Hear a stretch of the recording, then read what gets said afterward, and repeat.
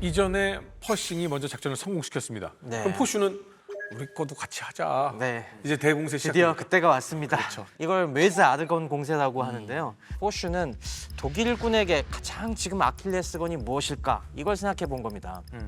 이미 독일군이 힌덴부르크선 지그프리트 슈텔룡으로 지금 퇴각을 해서 많은 타격을 입었지만 방어망을 강화하고 있는데 여기에 균열을 내려면 이제 뭘 해야 될까? 거기서 딱 본 것이 독일군의 보급선을 끊어야겠다 이겁니다. 아무래도 당시 보급의 핵심은 철도 아니겠습니까? 그렇죠. 근데 이 철도망이 아주 복잡하지가 않았어요. 단순했습니다. 크게 보면은 독일에서 일단 서부전선 쪽으로 오는 철도가 있어야 되는데 그 철도가 몇 개 없었어요. 왜냐하면 저 중간에 룩셈부르크 지역은 아르덴 고원지대가 있었기 때문에 통로가 몇 개 없었습니다. 즉 벨기에로 오는 게 우리 1차 세계대전 초반부터 있었던 바로 저 쾰른에서 아헨을 거쳐갖고 리에주, 나미르 이쪽으로 이르는 이 메즈강 협곡으로 오는 철도를 이용해야 했거든요. 그쪽이 가장 핵심 동맥인데 그쪽을 통해서 보급선이 들어오면은 그 다음에 서부전선은 철도가 횡으로 나 있습니다. 전선 후방에. 이게 모베주에서 갈라지는데 모베주에서 저 북쪽에 릴 방향으로 올라가는 선이 있고 남쪽으로 쓰당을 거쳐갖고 저 남쪽에 메츠까지 거쳐가는 거. 그래서 이제 저 만약에 횡으로 뻗어져 있는 철도선이 끊기면은 독일군이 후방 보급이 완전히 와해가 되는 겁니다. 포슈는 저기까지 진격해서 저 보급선을 다 끊어버리자. 그럼 그 다음 문제는 그럼 어떻게 돌파를 해서 어떻게 저기까지 갈 수가 있겠느냐 이게 핵심인데 힌덴부르크 선에 뒤에 있잖아. 네 그렇기 때문에 이번에는 어마어마한 시간차 공격을 우리가 하자. 지금까지 사실 물론 이 시간차 공격 성동격선은 루덴도르프하고 다 했잖아요. 네. 근데 루덴도르프는 팔이 2개밖에 없지 않습니까? 이쪽에서 살짝 때리면은 절로 몰리면 그때 뒤통수 확 이렇게 갈기는 손이 2개밖에 없었다고 하면은 포슈는 우리는 이제 강해졌다. 미군이 왔다. 팔을 4개, 5개로 한꺼번에 따다다다 치자. 아, 이거 천수관음인가요? 맞습니다. 거의 천수관음 작전으로 바뀐 겁니다. 그래서 9월 하반기에 크게 보면 4군데 지역에서 1일 간격으로 어마어마한 공격을 탁탁탁탁 퍼붓기도 합니다. 9월 26일에는 일단 베르댕 지역 그리고 랭스 지역 그러니까 프랑스 먼저 남쪽 전선을 먼저 두들기기도 합니다. 여기는 미 1군과 프랑스 4군이 연합공세를 먼저 개시해서 두들기면은 27일에는 영국의 1군과 3군이 아라스와 에페 사이에서 깡브레 방향으로 공격을 합니다. 아, 깡브레로 또. 그렇죠. 그다음에 거기가 또 정신이 없어지면은 그 다음 날은 어디서 공격하냐면 이프. 또 이프르 파스샹달에서 주요 전투 지역 다 나온. 네, 거기 영국 2군이 그다음에 다시 옆으로 확 한 번 더 때리고 그래서 이 양쪽을 두들겨면서 정신이 없는 사이에 9월 29일에 프랑스 1군이 가운데 쪽에서 라페르와 에페 사이에서 공격을 퍼붓는 겁니다. 예비대를 어디로 보내야 돼? 막 이렇게 되는 거죠. 맞아요. 어. 독일군 여기저기 맞으면서 독일군이 대혼란에 빠뜨려갖고 독일군에 이미 거의 고갈된 예비대를 우왕좌왕하게 만들어서 어딘가는 뚫린다 그러면 그리고 철도를 끊어버린다. 되게 중요한 게 단순히 병력을 많이 쓴 게 아니라 멀리 떨어져 있는 지역에서 이렇게 시간차 공격을 한다는 것은 멀리 떨어진 지역을 모두 다 함께 우리가 병참을 지원해 줄 수 있는 능력이 이제 연합군이 된다는 거잖아요. 미국이 왔잖아. 네, 그렇습니다. 그리고 또 독일군이 여기서 전략적으로 엄청난 딜레마에 빠진 것이 힌덴부르크 선이 기능을 할 수 있었던 것이 힌덴부르크 선 개념 보시면은 일단 뚫리면은 그 다음에 강력한 예비대가 투입이 돼갖고 그걸 밀어내야 되잖아요. 예비대가 없으면은 힌덴부르크 선도 소용이 없어요. 그렇죠. 근데 문제는 예비대가 전 전선에 배치할 만큼 충분하지 않으니까 어디 한 군데에 집중해야 되는데 이 당시 독일이 예상한 거는 이제 영국군은 힘이 빠진 것 같고 얼마 전에 미 1군이 나타나서 공격을 했다. 이제는 미군이 공격의 주도권을 잡겠구나. 그럼 어디로 공격하겠나? 미군이 배치되어 있는 저 남쪽 로덴 쪽에서 그 다음에 대공세를 할 것 같다. 그래서 저쪽 영국군 전선 북쪽에 있던 예비대를 싹 돌려갖고 저 로덴 쪽으로 지금 돌린 상황이었습니다. 그래서 첫 번째 공세는 막았어요. 첫 번째 프랑스군과 미군이 공격한 거는 그래도 예비대가 있으니까 막았는데 여기까지는 기분 좋았지. 그렇죠. 우리 예비대 이 배치가 좋았다. 노림수가 맞아 들어갔다라고 생각했는데 깡브레 쪽에서 공격이 그 다음이 들어오니까 여기서는 또 팔팔한 캐나다 군단과 호주 군단이 이쪽을 밀고 들어오니까 여기서 뚫리기 시작한 겁니다. 여기서 뚫리기 시작하니까 어떻게 하겠습니까? 저 북쪽 이프로에 있던 예비대가 내려와야지. 내려와서 이걸 틀어막기 시작을 하는데 근데 2%도 준비돼 있잖아. 그 다음에 또 이프를 치는 거지 않습니까? 루덴도르프 입장에서는 믿고 싶지가 않았을 거예요. 맞습니다. 파스샹가로 다시 밀고 오니까 여기서 진짜 구멍이 크게 뚫려버립니다. 이게 전선이 진짜 다 사실 무너지는 거죠. 네. 이 1차 대전 내내 가장 치열했던 전선이었는데 결국은 여기가 뚫린 거네. 네. 맞습니다. 그러면서 이제 상황이 이렇게 되니까 알자스웬 쪽으로 보냈던 그 예비대를 다시 불러오려고 하는데 너무로 철도가 지금 난리가 꽉 난 찼어요. 겁니다. 지금 혼란스러워요. 지금. 그동안 며칠 네. 동안 야 일로 가 절로 가 하면서 이 철도 하나를 놓고서 이리 보내 저리 보내 하다 보니까 열차 편성이 안 되는 거예요. 그 사이에서 예비대들이 우왕좌왕하는 사이에 전선이 무너지고 있었던 거죠. 동선이 진짜 너무 길다 뭐 이런 생각이 좀 들고 요즘 이제 SNS나 이런 데 보면 그런 친구들끼리 하는 게임 있어요. 눈 가리고 머리 막을지 배 막을지 뭐 아래 막을지 이렇게 하는데 이렇게 가다가 다 맞는 그 느낌 있잖아요. 딱 그거네요, 진짜. 거기다가 더 큰 문제가 지금 발생하고 있었어요. 이걸 루덴도르프가 결정한 거거든요. 그전 같으면 루덴도르프가 결정하면은 네 알겠습니다 하고 다들 그렇죠. 믿고 따랐는데 이번에는 다들 반기를 드는 겁니다. 그렇지. 안 되는 집은 이렇게 돼. 항상 승리하는 상승 장군의 이미지가 깨지면서 이제 밑에 부하들이 그거는 장군님 아닌 것 같습니다. 그렇게 배치하시다가 여기 뒤통수 맞으면 어떡하시려고 하면서 다들 강력하게 반기를 드니까 몇 명을 경질시키기도 하고 그래가면서 겨우 유지했지만은 위가 안 그만큼, 서는군요. 네, 이제 영이 안 서는 그런 상황까지 몰린 겁니다. 그러니까 계속 이렇게 싸우면서 수일 동안 계속 전선 좌우를 오가는 긴급 명령이 계속 반복되는 겁니다. 양치기 소년 같은 느낌이 나는 거죠. 뭐 그러면서 후방 병참이나 지휘 체계가 완전히 다 마비되는 상황이 됐고 혼란 상태에 이제 빠져들게 됐고 결국에는 전선에서의 연합군의 압박, 그 다음에 후방에서의 어떤 그런 우리의 병력 운용에 혹은 병참 운용의 한계까지 다 맞물리면서 독일군은 이제 더 이상 조직적인 체계적인 저항을 이어나가기가 어렵게 되는 거죠. 힌덴부르크선의 의미가 많이 사라진 것 같은 느낌이 확실히 있네요. 맞습니다. 네. 불행은 손을 잡고 온다는 말이 있습니다. 이 와중에 독일군에게 또 다른 비보가 날아오죠. 사실은 루덴도르프가 뒷목 잡고 쓰러질 일이 벌어지는데요. 독일에게는 큰 형이 있었죠. 예, 오홍. 네. 맨날 말썽만 부렸는데 사실은 똘똘한 동생도 있었습니다. 그게 바로 불가리아였어요. 예, 불가리아가 딱 그 발칸번 돼서 버티고 있어줬기 때문에 그나마 좀 좋았는데 갑자기 불가리아가 우리 더 이상 못 버티겠다. 그러면서 독자적인 강화를 추진하면서 전선을 이탈하려고 합니다. 그러면서 뭐 마케도니아 전선 또 이탈리아 전선까지도 다 함께 무너지면서 줄줄이 지금 사탕이 되면서 갖다기나 힘든데 더더욱 더 힘든 상황이 되었죠. 거의 뒷목 잡을 뻔했다고 하셨는데 진짜 일부에서는 쓰러졌다는 얘기들도 있습니다. 직원들도. 잡았군요. 거의 쇼크를 받아갖고 그냥 털썩 주저앉아갖고 거의 저녁 때가 돼서 겨우 정신을 차려갖고 이제는 뭔가 행동으로 나서야겠다라고 하면서 힌덴부르크한테 달려가죠. 그러면서 둘이 긴급 회의를 합니다.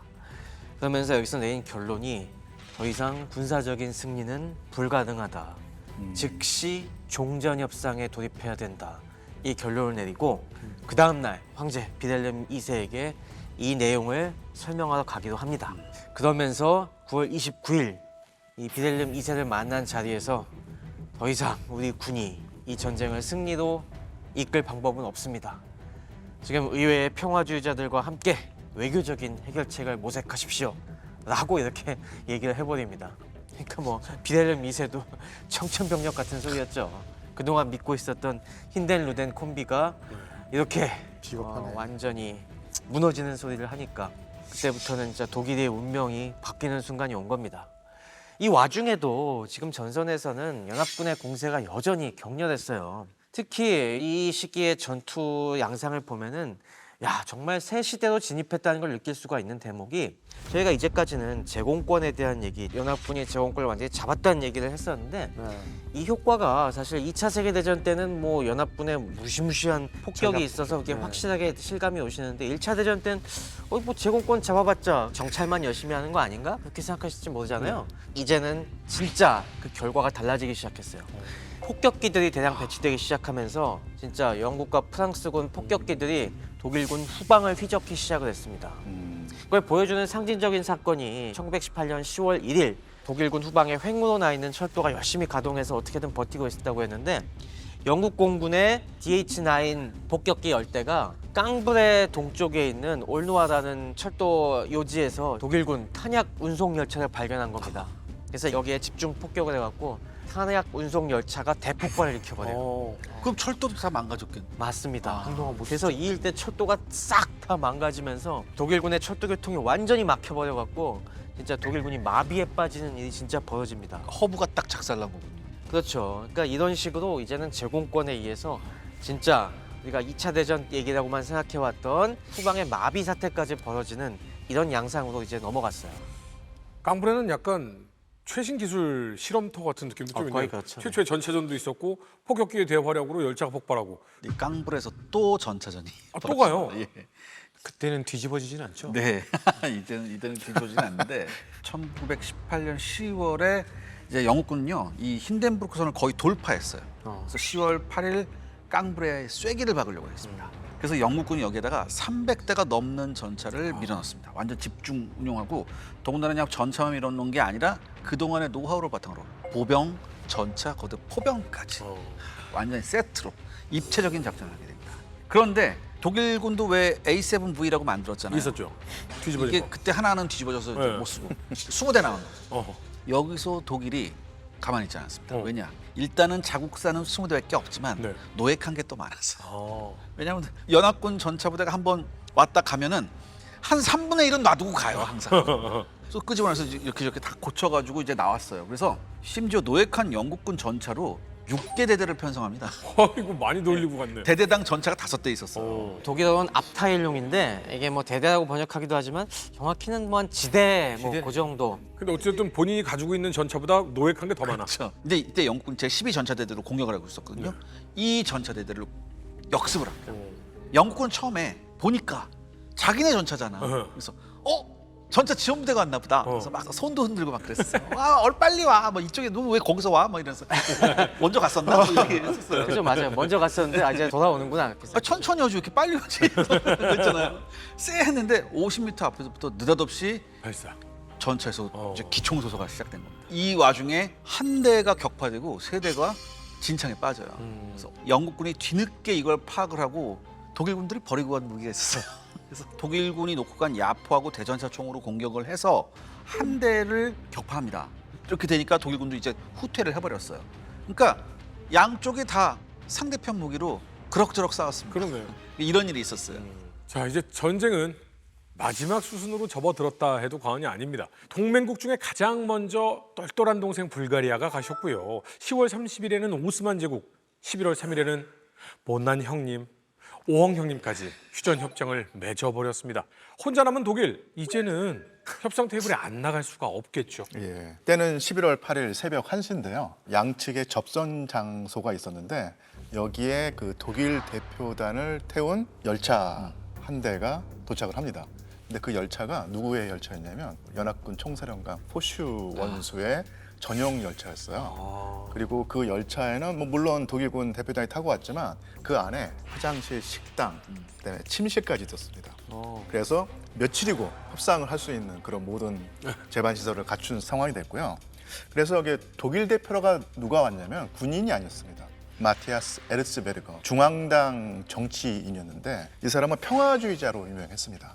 그 다음에 프랑스 대표는 역시 포슈 총사령관이었고 영국 같은 경우는 의외로 해군 제도 로슬린 윈스 제독이 왔습니다. 그래서 왜 영국은 해군 제독이 왔는가 궁금하실 텐데 네. 살펴보자면 서열상 그 헤이그 장군은 포슈 장군 아래에 있었던 거예요. 그래서 사실은 영국 사람들도 격이 안 맞다고 생각을 했고 그래서 이제 해군에서 데리고 왔고 또한 영국 측이 중시하는 게 독일 해군을 어떻게 할 것인가 요 쟁점이 있었기 때문에 아무래도 해군을 잘하는 윈스 제독을 데리고 왔던 것입니다. 그러면서 주요 세 나라 대표가 모여서 이제는 치열한 협상을 하게 되었죠. 프랑스 입장에서는 포슈가 당연한 것 같은데 예. 영국도 격을 맞춘다고 군인을 보냈잖아요. 예. 독일은 근데 왜 민간 정치인이에요? 루덴도르프가 가야 될 것 같은데요. 루덴도르프나 뭐 힌덴 그러게요. 네. 이제까지 실질적인 전쟁의 지휘를 했던 인물이 힌덴 루덴 콤비였다는 걸 네. 생각해 보면은 최소한 루덴 정도는 와야 되는 게 아닌가 네. 이런 생각을 할 수 있겠지만은 역시 이 루덴도르프는 진짜 여우 같은 사람입니다. 아 미꾸라지였습니까? 폐색이 짙었다는 걸 아는 순간 아주 잽싸게 교활한 처신을 합니다. 뭐 어떻게 했길래요? 앞서서 비렐름 2세에게 힌덴 루덴 콤비가 만나갔고 원래 충신이라고 하면은 저희가 전쟁을 망쳤으니 이제 평화를 맺고 물러나겠습니다 이렇게 해야 되는데 그게 아니라 야 이제는 저희가 뒤로 빠질 테니 평소부터 평화를 주장해왔던 저 의외의 정치가 놈들이랑 한번 잘해보십시오. 어머. 거의 이런 식으로 나온 겁니다.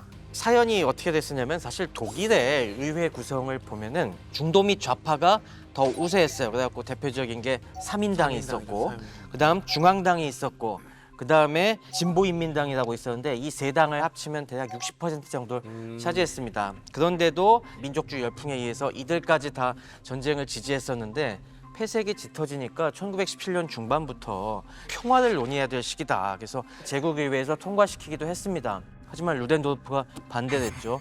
어디 정치가 놈들이 감히 군인 작전하는데 이렇게 회방을 오려고 해 하면서 그때는 각하했는데 이제는 딱 입을 씻는 거예요. 그때 평화하겠다고 했던 그 정치인들 잘 해보라고 하시오. 막 이런 식으로 하고 싶어 쏙 했잖아요. 나오는 겁니다. 아니 평화 원했잖아. 그러니까 하고 싶은 거 해주는 거야. 그래 이제 우리 빠져줄 테니까 당신들이 한번 얼마나 잘하나 해봐라고 하니까 비델름 미세도 이것들 하면서 뒤통수 맞았다는 걸 알고서 어쩔 수 없이 이제는 정치인들 중심으로 수습을 해야겠다. 그래서 일단 바덴의 막시밀리안 대공자에게 이 제국 총리를 맡기고, 그래서 막시밀리안 총리 같은 경우는 이거 어디한테 그러면 이거 제안을 할까? 영국과 프랑스는 너무 기세가 등등하니까 그래도 미국한테 다시 한번 얘기해 봐야겠다. 침범한 정보 좀 잊어주고 윌슨 대통령에게 대통령 각하 지난번에 이제 14개조 평화 원칙이라는 그런 거창한 걸 제시해 주셨는데 저희가 좀 생각이 바뀌었습니다. 어떻게 그거 갖고 다시 안 될까요? 막 괜찮은 그렇게 것 같아요. 외교 경로 통해서 했는데 미국이 예전에도 한번 휴전을 자기가 주도적으로 해보려고 했던 네. 경험도 네. 있으니까. 네. 근데 윌슨이 이제는 뻣뻣해졌습니다. 그치, 그때 그 이제. 윌슨이 아니에요. 네. 독일이 진정한 모습을 보여줘야 돼. 그러려면 행동을 옮기시오. 뭘 하냐면은 재정을 폐지하시오. 그리고 의회 민주주의를 도입하시오. 그게 용어로 따지면 책임 있는 민주정부랑 협상하겠다. 그렇죠. 이런 이야기를 해버린 거예요. 이것도 띵한데 그 다음에 조건을 더 강하게 막 내세웁니다. 이제까지 뺏었던 수많은 영토들 이런 거 다 포기하고 각종 이권들 다 포기하고 특히 전쟁의 원인이 됐던 독일 함대 다 내놓으시오. 그리고 앞으로는 무장을 대폭 해제하고 군을 대거 축소하시오. 이런 거 하니까 비델름 미세우스는 도저히 받아들일 수 없는 조건이니까. 자기가 퇴위해야 되잖아. 일단 너 지금. 나가잖아요. 네. 나 나가라고? 이런 걸 받아들여야 돼? 하면서 격렬히 반대합니다. 그러니까 이 중간에 낀 막시밀리안 대공자 총리가 굉장히 골치가 아픈 거예요. 이렇게 내 재량껏 협상할 수 있는 수단을 다 막아놓고 무슨 평화 해보겠다고 하는 거냐. 그래서 제일 이때 골치 아프게 생각한 게 바로 루덴도르프예요. 루덴도르프 저놈이 자기 혼자 책임 모면하겠다고 지금 뒤로 쏙 빠져갖고 평화안을 제시해오면은 이거는 다 거부하고 있으니 이래 갖고는 지금 협상을 할 수가 없다. 그러면서 비델름 미사에게 딱 독대를 청합니다. 이거 되려면은 한 놈은 어떻게 좀 치워주셔야겠습니다. 안 그러시면은 저희 정치인 내각들 다 사퇴하겠습니다. 그러니까 비델름 2세 입장에서도 평화 협상해보겠다고 겨우겨우 내각을 꾸렸는데 이거 다 또 판이 어그러지면 안 되니까 정참모부에 수뇌부를 부릅니다. 힌덴 루덴 다 불러요. 그리고 나서 루덴 장군 그동안 수고가 많으셨어. 이제는 좀 쉬어도 될 때가 되지 않았나 싶네. 이렇게 얘기하니까 저만요? 이렇게 나오는 겁니다. 아니, 너 미꾸라지처럼 도망가려고 했잖아요. 근데 그 있잖아요. 흰덴 형님이 나보다 많으신데. 막 그랬어요. 그러니까 힌덴부르크도 폐하 우리 루덴이를 자르면은 저도 사임하겠습니다. 잘 됐네. 같이 가는 거 아니야. 그러니까 비델름 2세가 이번에 강하게 나옵니다. 아니 그 사표 내가 반려하겠어. 루덴만 나가. 이렇게 한 겁니다. 본인도 힌덴까지 빠져버리면 사태 수습이 안 된다는 군 통제가 안 된다는 거 아니까 이렇게 하니까 이번엔 힌덴이 뭐 폐하께서 그러시다면 뭐 제가 어쩔 수 없이 그 폐하 뜻을 따르겠습니다. 그래요. 그러니까 루덴도르프가 그래요? 뭐라고요? 그래서 그 순간에 아주 그냥 엄청나게 분노하면서 회의가 끝나고 나올 때 힌덴부르크가 루덴도르프 아까 미안했는데 같이 타고 가면서 좀 얘기 좀 하지 이렇게 하니까 싫습니다. 혼자 타고 가세요. 이러고서 따로 갑니다. 이게 결별이군요. 결별했어요. 야, 그렇게 금술 좋던 두 그러니까 사람도 이렇게 세상 결별을 하는구나. 이때 루덴도르프가 대폭발을 합니다. 아주 분노에 사로잡혀갖고 내가 이제까지 전쟁을 이렇게 끌고 온 그 공이 있는데 지금 와서 뭐 나한테 지금 책임을 다 씌우고 다 빠져나가겠다고? 이러기야 진짜? 하면서 이때부터 사실 루덴도르프가 주화인마에 빠지게 됩니다. 와인마. 딱 맞네. 온몸에 혈이 다 끊어졌거든요. 이 사람이 그래도 똑똑해갖고 열심히 저수를 합니다. 회고록을 뚝딱뚝딱 금방 써내요. 그러면서 이 내용이 뭐냐면은 이 전쟁은 나와 힌덴부르크 장군이 이 쓰러져가는 독일군을 일으켜 세우면서 그렇게 1918년까지 이 호각의 싸움을 해왔지만은 어느 순간 저 후방에 입만 살아있던 정치가놈들이 수많은 독일군 장병들의 충성을 배신하고 자기 살 길 찾기 위해서 연합군과 강화를 체결해 버렸다. 이런 정치가놈들에게 배신을 당했다. 이런 어조로 계속 회고록과 글을 써냅니다. 그래서 이때부터 나온 게 그 유명한 러히슈토스 레겐드라는 겁니다. 등 뒤에서 단검으로 찔렸다는 이 전설을 이때서부터 무지무지하게 퍼뜨리기 시작합니다. 이게 이제 영어로 하면 스텝 인 백이잖아요. 예, 인더백. 네, 근데 이거를 나치 독일이 정권을 잡는데 정말 잘 써먹었고 사실 국민들한테 너무 잘 먹혔던 부분인데 이게 어떻게 이렇게 사회적으로 크게 확산됐을까를 좀 놓고 봤을 때는 1차 대전 이후에 독일 국민들의 삶이 너무나 이제 피폐해졌고 그다음에 국가의 위상도 막 쪼그라드는 그런 상황 속에서 내가 왜 이렇게 됐지? 우리 국가가 왜 이렇게 됐지? 그 이유를 너무 찾고 싶었던 겁니다. 남의 탓으로 뭔가를 만들어야죠. 그러니까 독일 국민들도 사실 이런 생각 안 했을까요? 자국의 영토는 1도 침범을 안 당했잖아요. 네. 어느 날 갑자기 패전했다고 네. 이렇게 된 거 아니에요? 좀 가난하게 힘들게 살긴 했지만 네. 침공 받은 적도 없고 여론에서는 언론에서는 항상 우리는 이기고 있다고 그렇죠. 하고 있고 근데 어느 순간에 확 지니까 납득이 안 돼. 그거를 뭔가 찾고 싶은 거예요 이유를. 그럼 나는 왜 이렇게 됐지? 결국에는 아주 사회주의자 놈들이 문제였다. 유대인들이 문제였다. 이제 이런 식으로 이제 확산이 되면서 결국에는 이제 독일의 역사가 또 그렇게 흘러가는 이제 이유가 되는 거죠. 어떻게 보면 이 역사의 선을 좀 잇다 보면 루덴도르프를 비롯한 군부와 국민들이 이때 그 남의 탓으로 돌리지 않고 우리의 실수다라고 했다라면 2차 대전이 안 일어날 수도 있을 것 같다라는 생각도 좀 드는데 네, 맞습니다. 이 좋은 머리로 사실은 발전적인 생각을 해야 되는데 국민들 가스라이팅에 성공시켰단 말이죠. 이거 휴전 협상을 할 때 엄청 두뇌 싸움이 치열하잖아요. 예, 그 연합국은 어떻게든 많이 뺏어 먹으려고 하고 독일은 많이 지키려고 하고 이런 두뇌 싸움이 있었겠죠. 맞습니다. 이 협상장이 일종의 고도의 그 심리전이기도 했었는데 에르츠베르거를 필두로 한 독일 협상 측이 이제 서부전선을 넘어서 협상장 콩페니숲으로 가야 되는데요. 이게 원래 독일군 본부가 그 벨기에 스파라는 곳에 있었거든요. 스파. 여기서부터 콩페니숲까지 거리가 320km. 9시간이 걸려서 이동을 했다고 그래요. 굉장히 오래 걸렸네. 프랑스 장교가 일부러 빙빙빙빙 돈 겁니다. 힘들라고? 힘들다는 측면보다도요. 프랑스의 그 어떤 전선을 거쳐올 텐데 파괴된 도시, 폐허가 된 마을, 그다음에 죽어 널브러진 시체 뭐 이런 것을 보여주면서 어느 만큼 프랑스가 큰 피해를 입었는가를 네 눈으로 한번 똑똑히 확인해라 하면서 전쟁의 참상이 프랑스에서 벌어졌기 때문에 우리가 우위에 있다 이런 것을 이제 보여주려고 했던 고도의 심리전이었던 얘기죠. 그래서 에르츠베르거가 상당히 그걸 보면서 일종의 죄책감을 가졌던 것이고 왜냐하면 이 에르츠베르거 같은 경우가 전쟁 막판에 아들이 있었는데 아들이 그 스페인 독감으로 목숨을 잃었어요. 상당히 충격받았을 텐데 돌아다니면서 전쟁의 참상을 본 다음에 자기 외아들이 죽었을 때보다 더 큰 충격을 받았다고 회고록에 써놓을 정도로 어떻게 보면 프랑스 측의 기술이 통했다고 할 수 있겠죠. 1차 세계대전 당시에 스페인 독감이 있었군요. 아, 네. 그럼 바로 굉장히 이때죠. 여러 가지로 악재들이 많이 섞여 있었네요. 아, 스페인 독감 과거에 상당히 많이 잊혀졌었는데 우리가 이제 코로나19 팬데믹이 다시 한번 유행하면서 또 많은 사람들이 재조명을 받았죠. 코로나 팬데믹이라고 하잖아요. 네. 근데 스페인 독감이라고 하잖아요. 스페인에서 뭔가가 생긴 거예요? 아, 그게 사실 진짜 억울한 부분이에요. 스페인에서. 그러니까 우리가 스페인 독감하면 스페인이 발원지인 줄 알잖아. 약간 우한 같은 느낌이죠. 근데 그게 아니에요. 우한 독감 이렇게 하는. 네. 사실 이게 사연이 있는데 이 독감은 사실 어디서부터 기원됐는지는 물론 몇 가지 이제 이설이 있긴 합니다만은 다수의 설은 사실은 미국에서 기원한 겁니다. 1918년 한 1월 달쯤에 우리 심중령과도 연관이 있는 캔자스에서 먼저 발생을 한 걸로 보통 얘기가 되고 있어요. 아 그럼 미군 병사들을 통해 넘어온 거예요? 맞아요. 그래서 처음에 미국에서 시작된 독감이었고 이게 미군이 대거 유럽으로 파병되어 오면서 이게 그다음에 많이 퍼진 데가 미군의 신병훈련소 이런 데서 또 집단 독감이 발생해갖고 콜록콜록하는 상태에서 대서양 넘어와서 유럽에 오니까 또 거기서 또 캠프에서 콜록콜록하면서 다들 유럽으로 퍼져나갔는데 문제는 전시다 보니까 당시에는 이런 뭐 병이 돌고 한다는 것에 대해서는 철저한 보도 통제가 이루어지고 있어요. 그런데 그 당시 스페인은 어땠습니까? 스페인은 전쟁에 참전을 안 했잖아요. 그렇죠.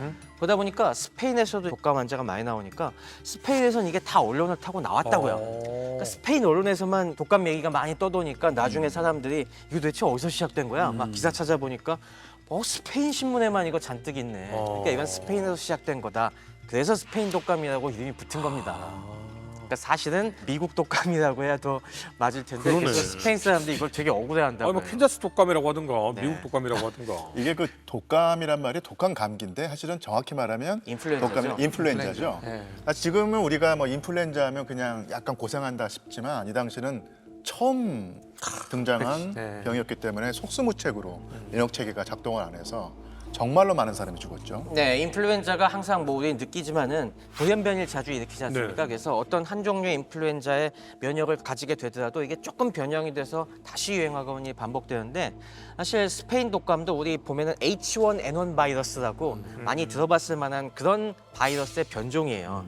근데 이게 1918년 1월 달부터 한 3월 달 요 봄에 첫 번째 대유행이 있었는데 요 때는 많이 퍼지긴 했어도 치사율이 높진 않았어요. 치명적이지 않을 겁니다. 네. 그런데 이게 축의 대100일 공세 시즌이 됐을 때 이때 다시 한번 유행하게 되는데 이때 치명적인 변종이 등장합니다. 2차에서. 근데요. 저 이제 그 또 게임 중에 전염병에 관련된 그 게임이 있어요. 네. 보면 치명성이 높아지면 인류가 얘를 막으려고 굉장히 노력을 하고 걸린 사람이 너무 빨리 죽어버리니까 오히려 대유행을 잘 안 하는 경향이 있는데 맞아요. 그리고 적당히 치명적이어야 돼요. 코로나도 사실은 가면서 조금씩 오히려 증세가 약화되는 경향이 좀 있었잖아요. 네. 얘는 왜 더 세진 거예요? 어떻게 변종이 더 치명적인 게 우연히 나왔는데 이게 역시 집단 생활을 네, 밀집된 전장 환경 속에서 확 퍼져나간 거죠. 그래서 순식간에 전염성과 치명성을 동시에 갖춘 2차 유행의 이 바이러스가 전선은 물론이요 전 세계로 확 퍼지게 된 거고 그래서 결과적으로 이 스페인 독감에 의한 전 세계 추정 사망자를 거의 2천만 명까지도 봅니다. 전쟁보다 더 많이 죽은 거네. 네. 와. 전쟁으로 죽은 사람이 1,000만 명일 텐데 2배가 인플루엔자 병에 죽은 그럼 거죠. 전쟁 안 치른 스페인은 전쟁 한 것만큼 국민들이 많이 사망했겠네요. 뭐 국가마다 이게 통계가 그 당시엔 잘 안 잡히긴 하는데 다 추정이긴 한데 그래도 상당히 많은 수가 이걸로 인해서 희생을 당했고요. 그래서 이 100일 공세가 끝나고 이 바로 11월 달에 휴전을 급하게 할 수밖에 없었던 이유 중에 하나가 이미 이 스페인 독감의 대유행으로 인해서 양측이 굉장히 갑갑한 상황이었습니다. 이미 1차 유행 때 프랑스군의 약 4분의 3이 감염이 됐다고 4분의 3? 되고 독일군, 뭐 영국군, 미군 다 반 정도가 감염이 됐었어요. 2차 유행 때는 이제 사망자까지 늘어나니까 다들 그냥 싸울 힘은 없고 거기다 이제 심리적으로도 그런 것이 이게 우리가 종말론적인 사고를 가지게 되면은 전쟁이 벌어지죠. 전염병까지 돌면서 전후방을 가지 않고 죽어나가기 시작한다는 거는 이제 신의 징벌이 진짜 우리에게 닥치는구나.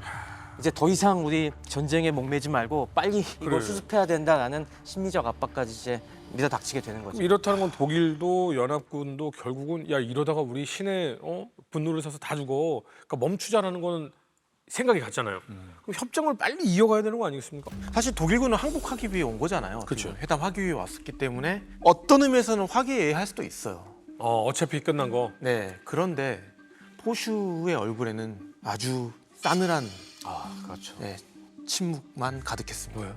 딱 한마디가 이거예요. 우리 프랑스는 당신네들 때문에 쑥대밭이 됐다. 그러면서 조건을 하나씩 제시를 하는 거죠. 인생 확 썼다가 이거 하나.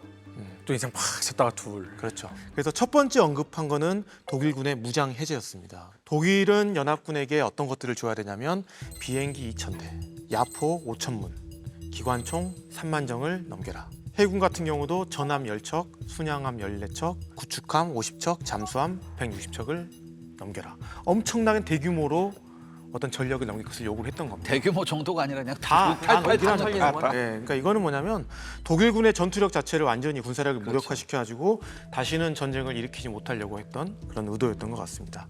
그 다음에 영토 문제입니다. 사실 알자스 로레 같은 경우는 다시 당연히 어때요? 프랑스로 가겠죠. 네, 넘어갈 거라고 다들 예상을 했는데 포슈는 거기에 딱 하나 더합니다. 네.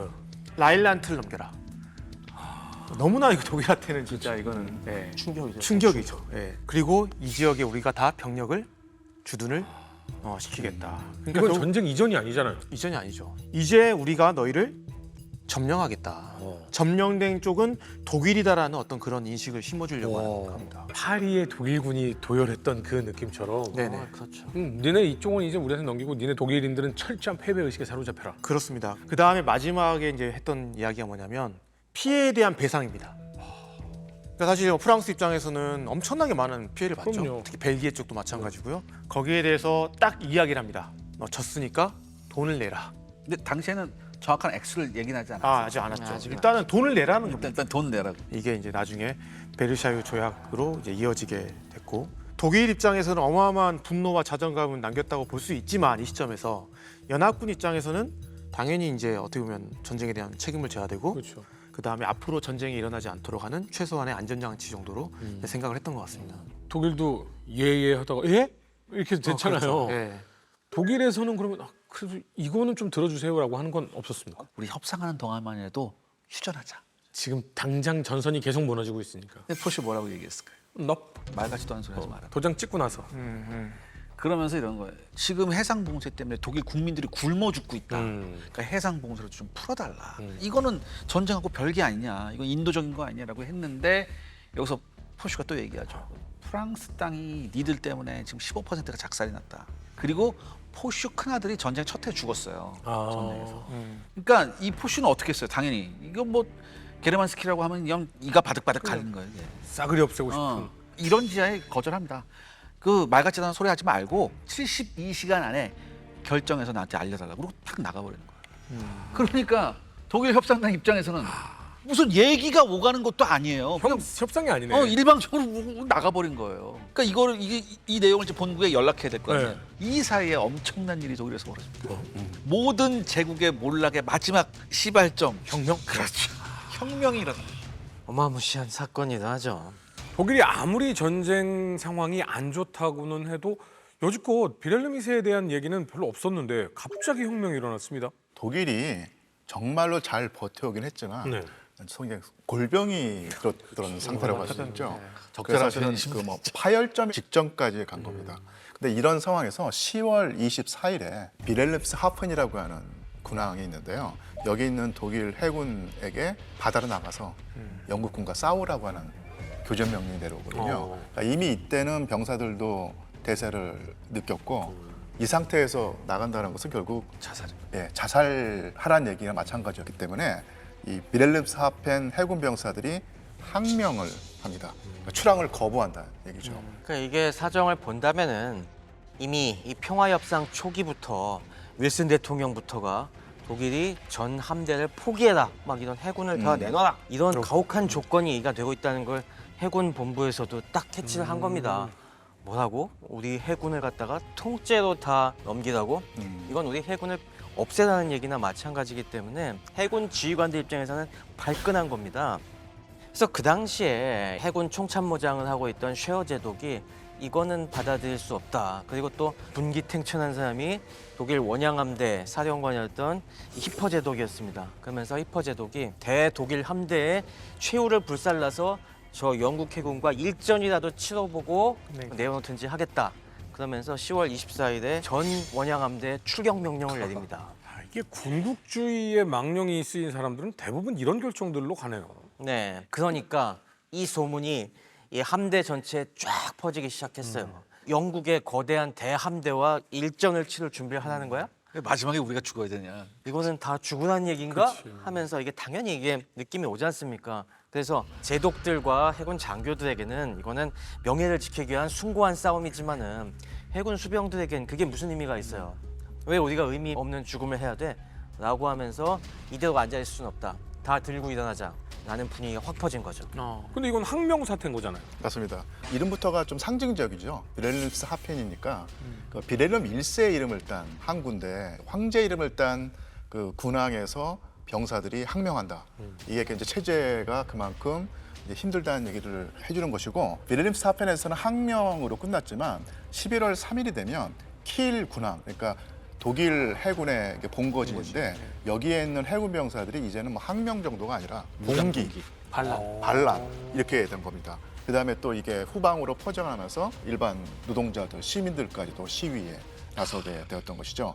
그래서 이때 전국 노동자 병사 레테, 즉 평의회가 만들어졌습니다. 근데 좀 이게 기시감이 있지 않습니까? 1년 전에 예, 러시아에서도 군대가 흔들렸고 군대가 흔들리면서 시민까지도 봉기했고 그러면서 이제 황제의 권력까지도 흔들리는 상태인데 그러면서 이제 러시아에서 소비에트가 만들어졌다고 하면 독일에서는 레테라고 하는 평의가 만들어졌고요. 그러니까 이런 사태를 보면서 제일 즐거워했던 인물이 있어요. 레닌입니다. 레닌이 역시 내 상대로 가는구나. 예, 맞습니다. 물들이기 딱 좋은 조건이구만. 사실은 레닌이 그 브레스트-리토프스크 조약을 받아들이면서 상당히 후퇴를 했었는데 그런 치욕을 받아들인 것은 뭐냐면 결국은 우리가 시간을 벌면 독일에서 혁명이 일어나서 우리 러시아가 살아남을 수 있다 이런 희망을 가졌었는데 1년 뒤에 실제로 레닌이 구상했던 시나리오대로 되고 있다는 자신감을 가졌던 것이죠. 그럼 지금의 군 노동자 평의회에서 주장하는 건 비렐름 2세의 퇴진입니까? 황제가 유일하게 남은 상징 권력으로 버티고 있는데 사실은 더 이상 버틸 수 없는 상황이 됐던 것이죠. 하지만 우리의 그분 비렐름 2세께서는 끝까지 퇴위를 거부하고 못 나가. 완전히 머리끝까지 화가 나가지고 내가 친히 군대를 이끌고 진압을 한다. 가서 진압을 하겠다. 지금 외부에서 그렇게 지고 있는데 전쟁에서 지고 있는데 그러니까 이미 예. 군주국들은 지금 다 퇴위를 하는 거죠. 그렇죠. 무너지는. 밑에서는 다 퇴위를 하고 있었습니다.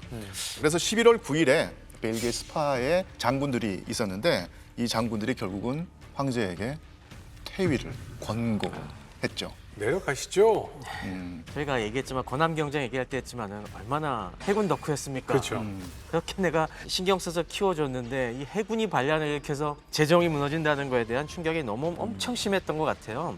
근데 이제는 그걸 진압하기 위해서 동원하려던 육군도 말을 안 듣고 씁쓸했을 것 같아요. 네. 이런 상황에서 베를린에서요 다수 의석을 가진 사회민주당의 샤이데만이라는 정치가가 단독 독단적으로 공화국을 선포해 버립니다. 이 공화국은 사실은 이 군주가 없는 체제이겠죠. 그래서 결국은 사회민주당 대표가 황제의 동의 없이 공화국을 선포하면서 결국 재정이 한순간에 와르르 무너지고 맙니다. 퇴위가 아니라 그냥 강제 폐위네요. 예, 그렇죠. 그래서 결국 뭐 그분께서도 더 이상 버틸 수 없다는 사실을 알고 네덜란드로 해외 망명을 해버리죠. 결국은 독일 제국이 역사 속으로 사라져버리고 맙니다. 그래도 뭐 니콜라이 2세에 비하면은 뭐 훨씬 운명이 목숨을 좋았죠. 건졌잖아요. 아니, 목숨 건진 것뿐만이 아니라 이미 이런 사태를 예견하고 있었는지 네덜란드에 꽤 큰 성을 이미 준비해 놓고 있었고 물러나고도 많은 집기들을 갖다가 이삿짐이 뭐 수십 트럭 나왔다고 하죠. 그러면서 싹 이제 네덜란드로 옮겨갔고 2차 세계대전 중에 죽었는데 그때까지도 뭐 거의 호의호식하면서 예. 잘 살았죠. 사실은 뭐 TMI인데 1939년까지 네덜란드 살아 있었거든요. 40년에 나치 독일이 맞아요. 오니까 반가운 거예요. 그래서 다시 내가 혹시나 또 예, 이렇게 우리 이거 히틀러가 나를 또 상황으로 모셔가지고 제위에 올려줄 거라고 하는 희망을 끝까지 가졌다고 합니다. 이제 꿈도 야무지네. 그 영화로도 있잖아요. 예, 맞아요. 예. 원래는 비델렘 2세가 나치를 되게 싫어했다고 하죠. 그러면서 저런 못 배운 무지랭이들이 이젠 정권을 잡고 설치는구나. 저 상병 나부랑이 히틀러라는 놈이 이제 정권을 잡고 저러네 하면서 굉장히 처음에는 비난했었는데 독일이 프랑스를 석권하니까 내가 못 꾼 꿈을 이뤄주다니 하면서 나치를 엄청 찬양을 그때 했었는데 히틀러가 웃기지도 말라고 그래 하면서 그때도 쏘아붙였다고 하죠. 그러니까 어떻게 보면 정말 비렐름 2세의 퇴위는 필연적이었던 것 같아요. 그러니까 저도 이걸 보면서 황제 권력이 유지된 상태에서 종전을 할 수 없었을까라는 생각도 해봤었는데 그러니까 결국에는 전쟁이 폐색으로 기울면서 국민의 불만이 폭발 직전까지 갔었고 혁명이 일어났고 그 다음에 대외적으로도 황제가 물러나는 걸 또 원했고 결국에는 어떻게 보면 황제는 오랜 이 전제정치 그리고 군국주의의 정말 상징이자 전쟁의 책임자로 이제 지목이 됐던 것 같습니다. 결국 이 퇴위가 개인의 선택이 아니라 패전, 혁명, 그 다음에 정치적 고립, 외교적 압박 네 가지 고립 속에서 맞게 된 필연적 결과였다라고 생각을 하는데 어찌됐든 지금 황제가 퇴위를 하고 나니까 좀 문제가 생기는 게 뭐냐면 어쨌든 지금 현재 전쟁은 진행 중이잖아요. 그런 상황에서 독일은 연합군과의 이제 협상을 마무리를 해야 되는데 거의 뭐 임시정부가 만들어졌다라고 하지만 마지막에 도장 찍을 사람이 있어야 돼. 그래서 사실 누가 여기서 지시를 하냐면 힌덴부르크가 이제 이야기를 하는 겁니다. 아. 그래서 힌덴부르크가 하는 말은 뭐냐 어차피 다 끝났다. 그래서 가능한 협상하되 안 되면 안 되더라도 사인하라 이런 지시를 내는 거예요. 사실 독일의 많은 정치인들 군인들이 끝까지 어때요? 나는 여기에 대한 책임을 안 한다. 안 지겠다라는 그 무책임의 극치를 또 보여줬다라고 저는 또 여기서 생각을 하게 됩니다. 건국주의들의 말로는 다 비슷한 것 같아요. 그래서 처음에는 협상이 잘 안 되는 것처럼 보였지만 11월 10일 날 아침에 포슈가 최종 조건을 조정을 해줍니다. 독일이 어떤 요구를 했었냐면 지금 혁명이 지금 일어났다. 그러면 우리가 혁명을 진압하려면 최소 기관총은 필요하지 않겠냐. 그래서 원래는 기관총을 3만 정을 연합군에 줘야 되는데 거기서 5천 정 빼줍니다. 2만 5천으로요? 네, 그렇게 빼주기도 하고 그 다음에 프랑스가 요구했던 라인란트 점령 같은 경우도 국경에서 한 30km 정도 선으로 축소를 좀 시켜주는 형식으로 조정을 해주죠. 그런데 여기서 또 영국군 대표 윈스 같은 경우는 원래 잠수함 160척 넘겼어야 됐잖아요. 예. 근데 그거를 삭제해 줍니다. 다시 적어줘요. 뭐라고요? 아 전부. 전부라. 몇 대인지 모르겠지만 다. RS라고 했겠네. 네. 그러니까 사실상 너희는 잠수함 다 포기해라는 이제 그런 요구였죠.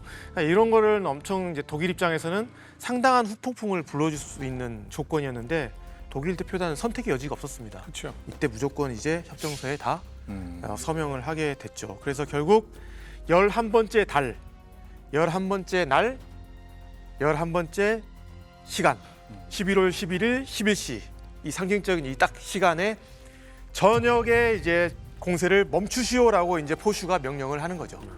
그러면서 이렇게 총성이 멈추게 됐고 결국 전쟁이 어쨌든 끝나게 되는 겁니다. 그렇다면 11월 11일에 벌어진 전투가 없냐? 있어요? 있어요. 아니 11월 11일에 어차피 국경선도 다 긋고 끝난 전투인데 왜?